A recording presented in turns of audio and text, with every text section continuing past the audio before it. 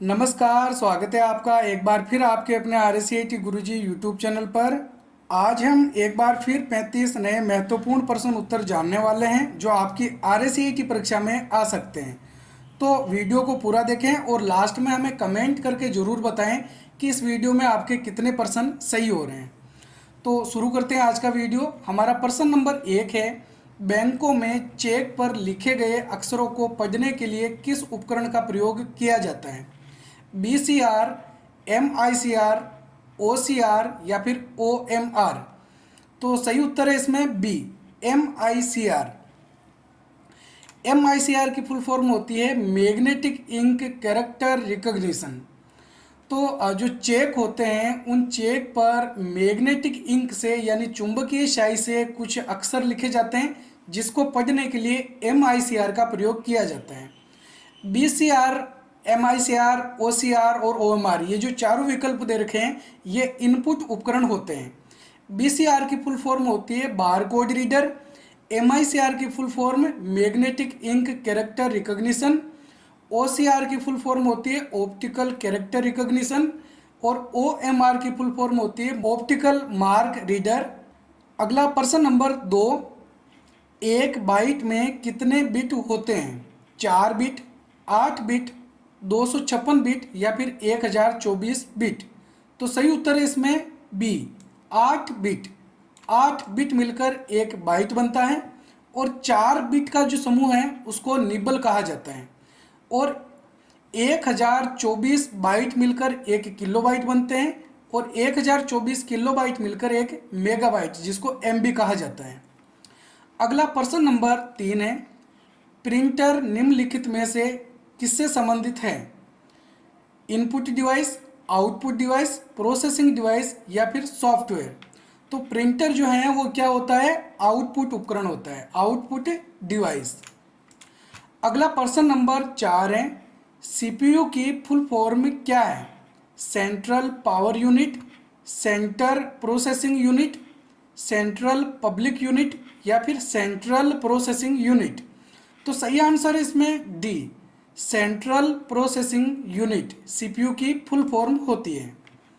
अगला प्रश्न नंबर 5 है, MS पावर पॉइंट 2019 में नई स्लाइड लेने के लिए किस शॉर्टकट कुंजी का प्रयोग किया जाता है? Ctrl+N, Ctrl+D, Ctrl+M या फिर Shift+F5? तो माइक्रोसॉफ्ट पावर पॉइंट में नई स्लाइड लेने के लिए हम Ctrl+M कुंजी का प्रयोग करते हैं और अगर हमको डुप्लीकेट स्लाइड लेनी है तो उसके लिए Ctrl+D कुंजी काम में ली जाती है। अगला प्रश्न नंबर 6 है, निम्न में से सॉफ्टवेयर के 2 मुख्य प्रकार कौन से हैं? माइक्रोसॉफ्ट वर्ड और माइक्रोसॉफ्ट एक्सेल, ओरेकल और जावा, सिस्टम सॉफ्टवेयर और एप्लीकेशन सॉफ्टवेयर? इनमें से कोई नहीं। तो सही आंसर है इसमें सी, सिस्टम सॉफ्टवेयर और एप्लीकेशन सॉफ्टवेयर। कंप्यूटर में सॉफ्टवेयर 2 प्रकार के होते हैं, सिस्टम सॉफ्टवेयर या फिर एप्लीकेशन सॉफ्टवेयर। अगला प्रश्न नंबर 7 है, निम्न में से कौन सी रोम के डेटा को बिजली के सिग्नल से मिटाया जा सकता है? रोम, पी रोम, ईपी रोम या फिर ईईपी रोम? तो सही उत्तर है इसमें डी, ईईपी रोम। इन चारों की फुल फॉर्म्स भी याद रखनी है। रोम की फुल फॉर्म होती है read only memory, P ROM की मतलब होगा programmable read only memory, EP ROM का मतलब होगा erasable programmable read only memory और ईईपी रोम का मतलब होगा electrically erasable programmable read only memory. Next प्रश्न नंबर 8 है, सब स्क्रिप्ट करने से क्या होता है? सेलेक्ट टेक्स्ट लाइन में नीचे लिखे जाते हैं, उसी लाइन में ऊपर लिखे जाते हैं, टेक्स्ट के बीच लाइन खींची जाती है, टेक्स्ट को गहरा किया जाता है। तो इसमें सही उत्तर होगा ए, सेलेक्ट टेक्स्ट लाइन में नीचे लिखे जाते हैं।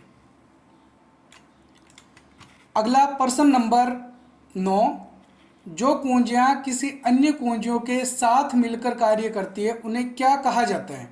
Toggle keys, navigation keys, combination keys या फिर एरो कीज?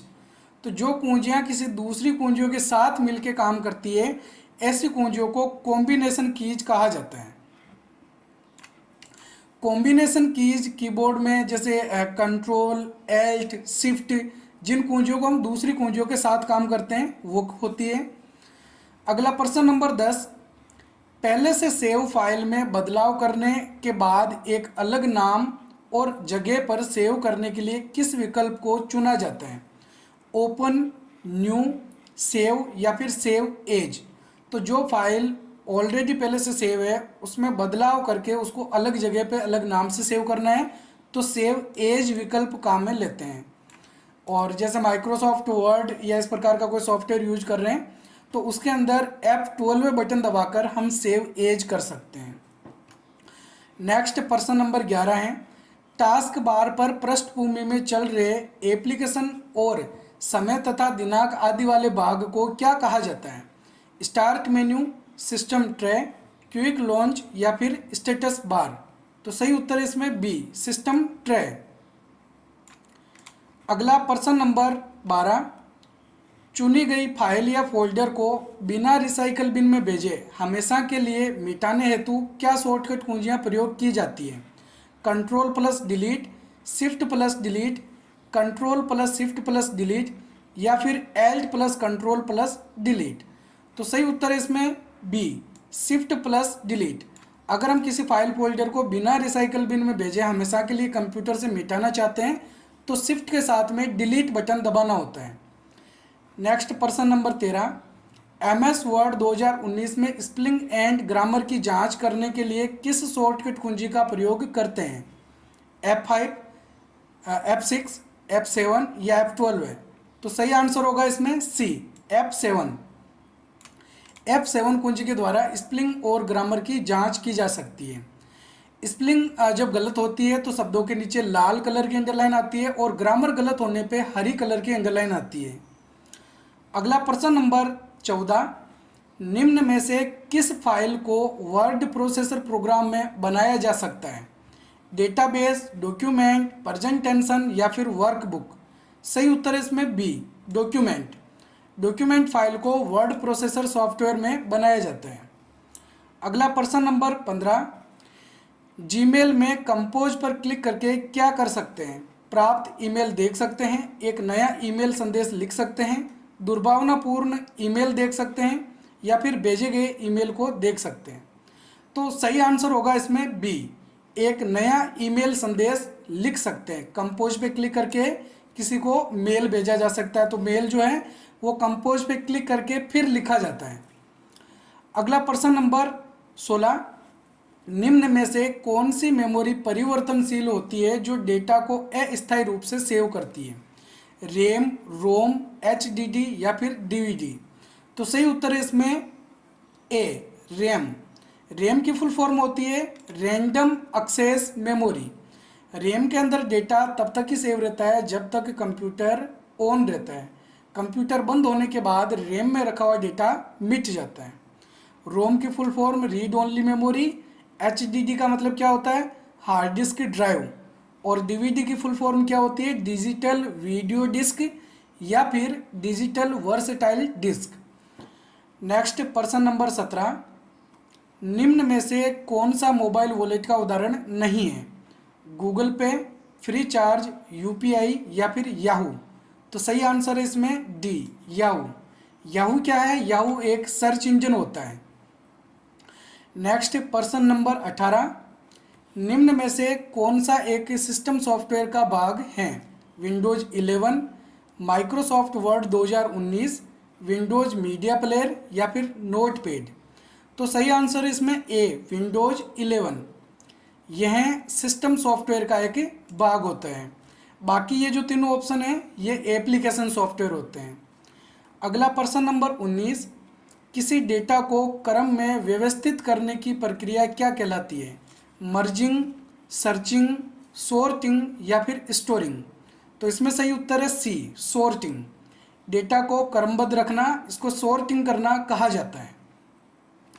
अगला प्रश्न नंबर 20, निम्न में से कौन सी संख्या नेटवर्क पर कंप्यूटर की पहचान करने के लिए होती है? URL, IP address, binary digit या फिर HTML। तो सही उत्तर है इसमें बी, IP एड्रेस। IP की फुल फॉर्म होती है इंटरनेट प्रोटोकॉल। अगला प्रश्न नंबर 21, निम्न में से आउटपुट डिवाइस कौन सा है? स्कैनर, माउस, मॉनिटर या फिर माइक्रोफोन। तो सही उत्तर है इसमें सी, मॉनिटर। मॉनिटर एक आउटपुट उपकरण है और ये जो आउटपुट देता है वो सॉफ्ट कॉपी आउटपुट होता है। अगला प्रश्न नंबर 21, निम्न में से फाइल मेन्यू की शॉर्टकट की क्या है? Alt+F, Ctrl+F, Ctrl+Shift+F या फिर Ctrl+Shift+M। तो सही आंसर है इसमें ए, Alt+F फाइल मेन्यू की शॉर्टकट कुंजी होती है। ये ध्यान में रखना है, ज़्यादातर प्रोग्राम्स के अंदर फाइल मेन्यू होता है और फाइल मेन्यू की शॉर्टकट की लगभग सभी प्रोग्राम्स में सेम ही है, Alt+F। तो इसको अच्छे से याद रखना है। अगला प्रश्न नंबर 23, MS पावरपॉइंट 2010 में स्लाइड शो को रोकने के लिए प्रयोग किया जाता है F5 की, Shift+F5, डिलीट की या फिर एस्केप की। तो इसमें सही उत्तर है डी, एस्केप की। एस्केप कुंजी के द्वारा जो स्लाइड शो हो रहा है उसको बीच में ही रोका जा सकता है। अगला प्रश्न नंबर 24, डेस्कटॉप पर दिखाई देने वाली छोटी छोटी आकृतियाँ क्या कहलाती है? डायलॉग बॉक्स, आइकन, टूल्स या फिर मेन्यू। तो डेस्कटॉप पर जो छोटी छोटी पिक्चर्स हमको दिखाई देती है उसको आइकन कहा जाता है। सही उत्तर इसमें होगा बी। अगला प्रश्न नंबर 25, निम्न में से इम्पैक्ट प्रिंटर कौन सा है? Dot matrix printer, inkjet printer, laser printer या फिर थर्मल प्रिंटर। तो सही उत्तर है इसमें ए, डॉट मैट्रिक्स प्रिंटर। तो प्रिंटर दो प्रकार के होते हैं, इम्पैक्ट प्रिंटर और non impact printer. Impact printer वो होते हैं जो कागज़ पर वार करके प्रिंट करते हैं। अगला प्रश्न नंबर 26, वेबसाइट www.irctc.co.in किससे संबंधित है? पासपोर्ट सेवा सर्विसेज, ITR फाइलिंग, भारतीय रेल सेवाएं, आधार कार्ड सर्विसेज। तो सही उत्तर है इसमें सी, भारतीय रेल सेवाएं।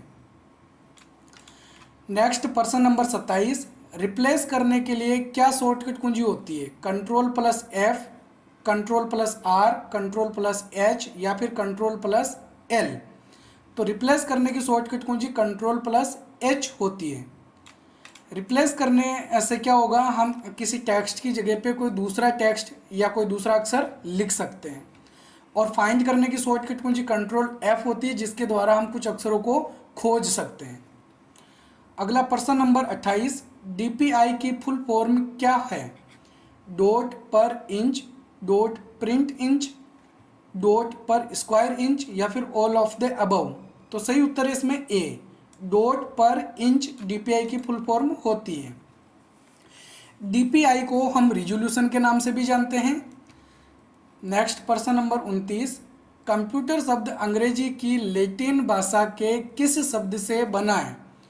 काउंट, कंप्यूट, कंट्रोल या फिर सेंट्रल। तो सही उत्तर है इसमें बी, कंप्यूट। कंप्यूट शब्द से कंप्यूटर बना है, ठीक है।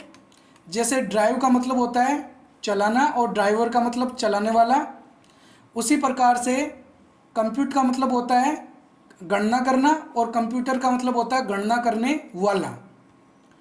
अगला प्रश्न नंबर 30, निम्न में से कौन सा माइक्रो कंप्यूटर का उदाहरण है?